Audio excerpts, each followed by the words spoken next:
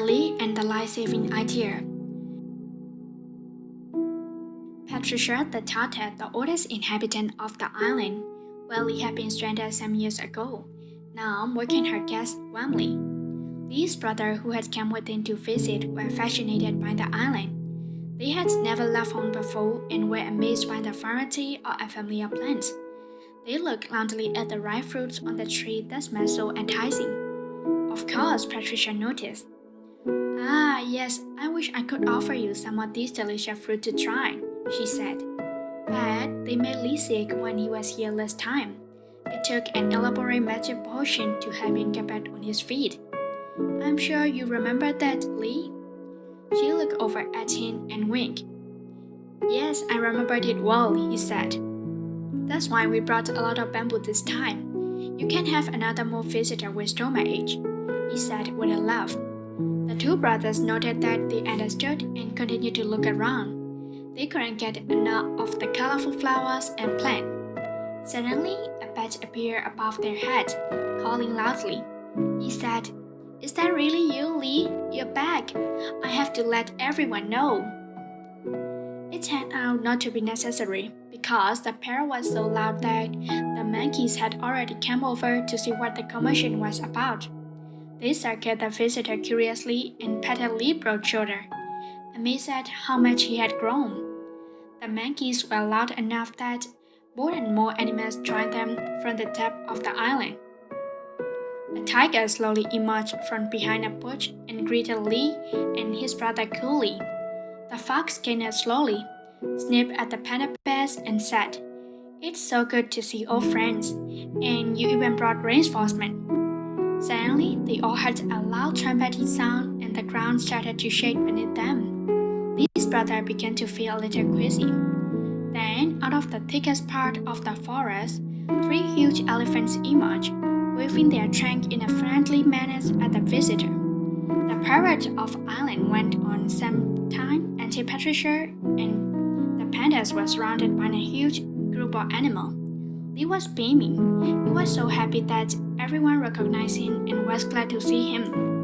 He passed around some small gifts he had brought from home and shared his greetings sent from his friends and family back home. He told the story of finding their message in a bottle and how it inspired him to visit and see everyone again.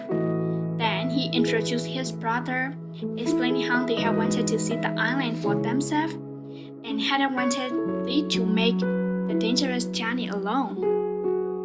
Then everyone started talking at once, asking questions about what happened since they last saw each other. Patricia took the floor to restore order. "Lee, did you notice anything different when you landed on our island?"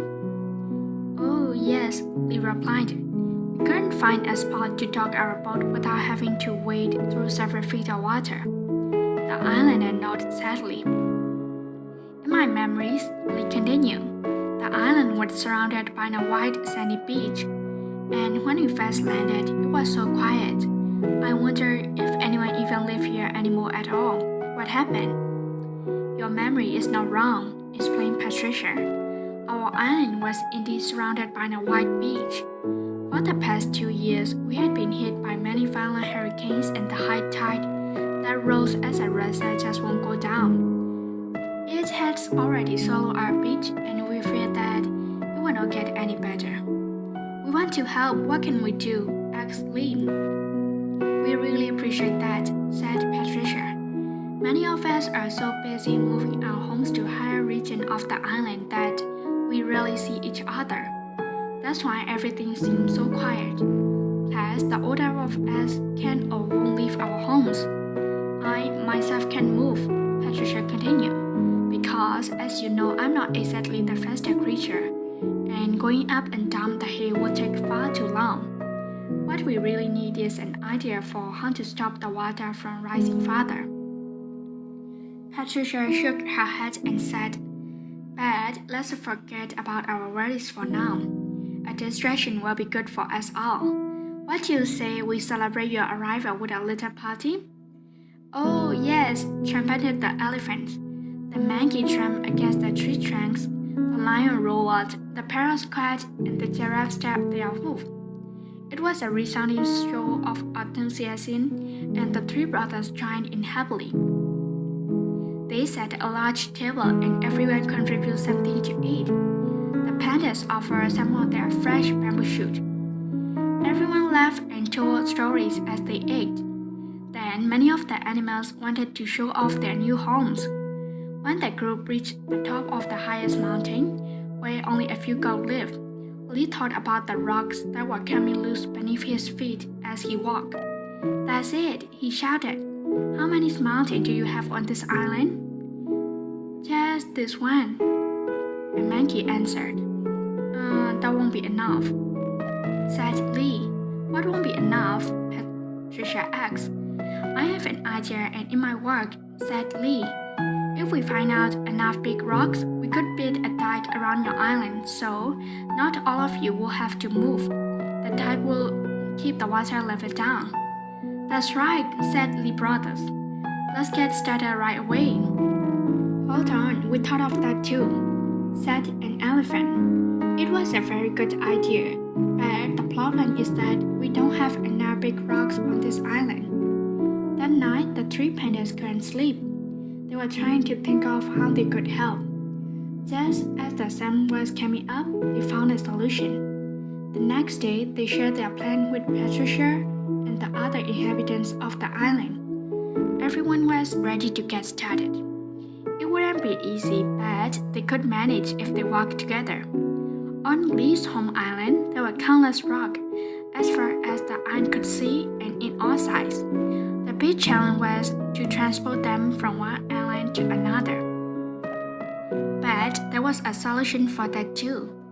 Between the two islands, there were plenty of wood for building rafts, which they could use to transport the stone. The plan was to set up a few ferry services, and then they could get started building the dike. They sat down together and distributed tasks to all helpers. Patricia and Lee wrote a letter to Lee's home island, and the pair offered to deliver it. When the pair returned with a positive reply, everyone knew that their plan would work. "I knew it, Lee rejoices. The pandas set off their red to color the first batch of rocks. After several weeks of back and forth transport, so many storms had arrived and had been laid the dike around the island had reached an impressive height. The capybaras and dolphins walked below the water surface to provide a proper foundation. As everyone gathered to unload the final raft and place the last stone on the dike, they heard many voices in the distance. As the raft got nearer, the islanders saw a boat following it that was filled with many panda bears. "I think we are going to have another more visitor," said Patricia. Lee and his brother jumped for joy. Thank you for listening to this story to the last part, even though there are many episodes. I hope everyone may be satisfied.